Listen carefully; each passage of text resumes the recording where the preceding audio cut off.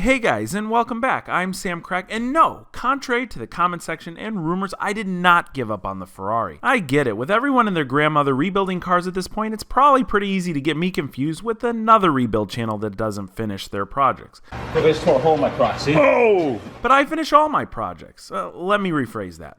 All of my projects get finished. Now that I'm home from working on the Lamborghini build, it's time to get back to work on the Ferrari 360 and get it sorted out. But first, I have to check if Rich has posted a video update yet on his flooded P85D. I've been waiting an eternity to see if he can get this car up and running, and still nothing yet. I am really excited to be back working on the Ferrari 360. There is a lot of new information I've got on this car, and we are extremely close to fixing our electrical issue. I'm going to fill you in on all of that in just a moment, but you probably notice a few things. First is that this car is up off the ground. It's also back on those ugly black wheels and tires, and that is simply because, number one, we have started our interior floor repairs. I'm going to show you that as well in a minute. And number two, I put it back on these black wheels and tires because if you look in the previous video, these wheels, they were just on using hardware store bolts. The wheels that are on the car now, those have a completely different lug nut than the Ferrari OEM wheels, and these OEM wheels not only require a pretty lengthy bolt, they also require like a ball head. You can order an aftermarket titanium set of lug nuts, get this, for a Ferrari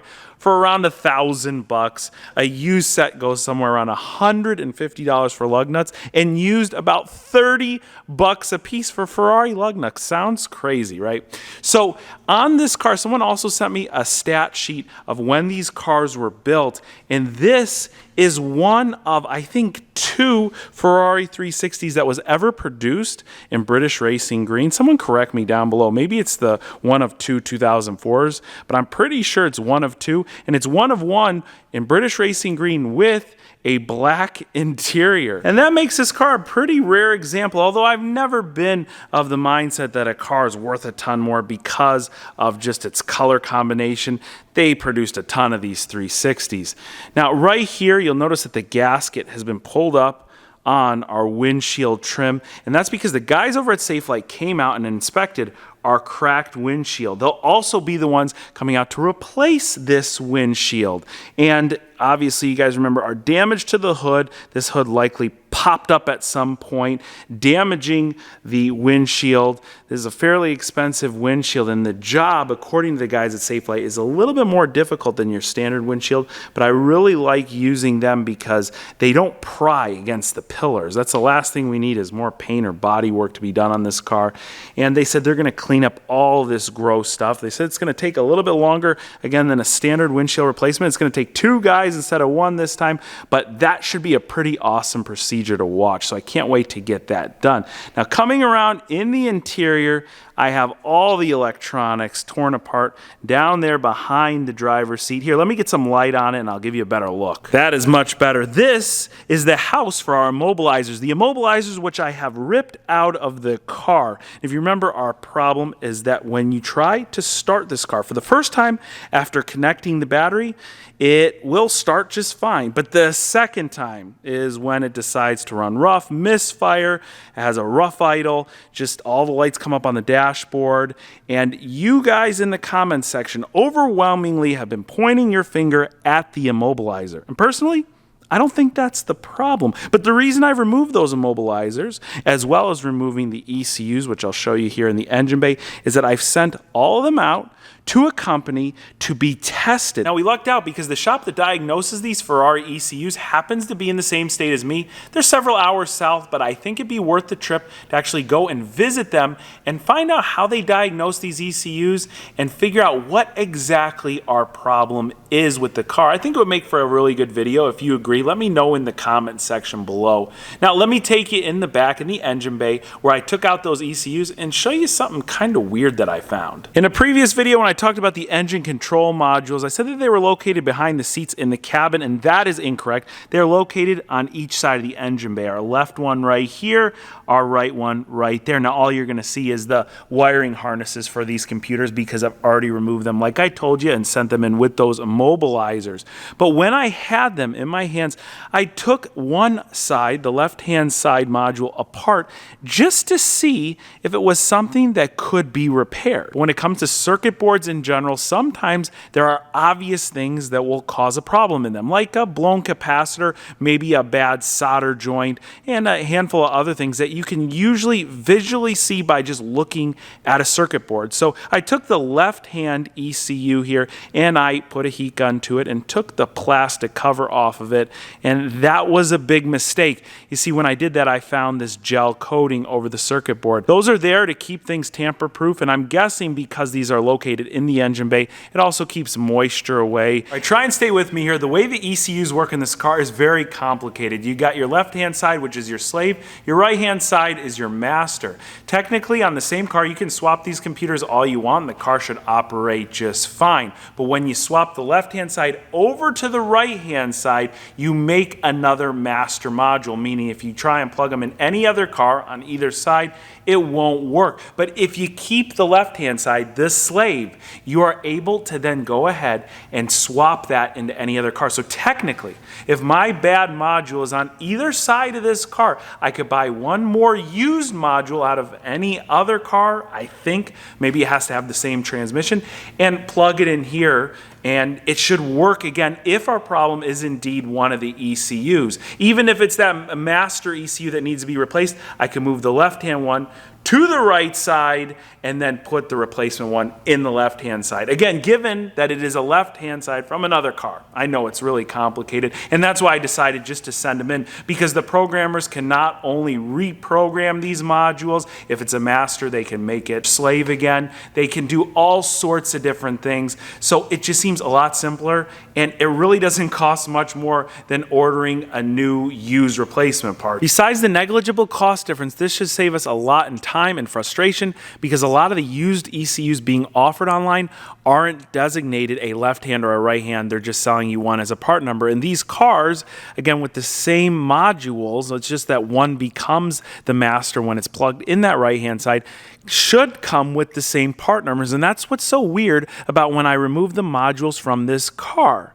They had two differing part numbers. Someone also wrote with permanent marker LH on one side, meaning left hand. Someone also wrote R on the other side, meaning right. I'm pretty sure that these have been messed with before. So who knows, maybe one of them has already been replaced and it's time for the next one to be replaced. Maybe by replacing one with the wrong module, it screwed things up. This seems fishy to me, so it'll be interesting to see what the diagnosis company has to say about it. And when we go over to the passenger seat, we've got a jumbled mess of wires and stuff. Let me actually take you back a few days when a good friend of mine, who's also pretty talented in the body department, stopped by and gave me some advice on how we should go about fixing this, and also provided a little bit of help to get me started. Now, I originally wanted to weld this area up before I knew that it was that close to the firewall and close to all these electrical wiring harnesses, the HVAC system, all these plastics, stuff that would be extremely difficult to replace and expensive to repair. So I reached out to a good friend of mine. Check out who's here. What's going on? Hey, you think we can get this done without any welding? Yeah, I got my Ferrari certified hammer right here. We're gonna beat it all out and probably panel bond it back up. All right, let's beat it. Before you wonder, there is a jack stand under there. What are we doing? Positioning the jack under here. All right, lower it a little bit. All right. All right, I think, what are we doing? Oh, we're gonna get this nice and flat underneath I there. want to get the wood like this, kind of flat. Okay, here, let me get under there. All right. So when we're hitting the top, it's not just bouncing back. Yeah. I'm gonna try and get in the center of this. All right, so with that block of wood underneath our damage, I'm guessing that when you hammer it, it's just not gonna sink in. It's just gonna be like a dolly setup, and when we're hammering it, it's not just gonna flimsy and bend. All right. I don't know what that means, flimsy and bend, but you can see through the car. This is a holy Ferrari. Man, this guy thinks of everything. You got a bungee cord, got a heat gun. Heat gun will allow us to heat up all that aluminum without catching the floor on fire with a torch, because there is some undercoating under there. I mean, look at how much room there is to work. And the bungee cord got all of our wiring harnesses out of the way. Look at how clean everything looks down there now. So V2 is just gonna heat this up, and looks like it should come out. this is unsafe. It's just a blow dryer. I mean, look at this dude's hair. How do you think he got that hair that good?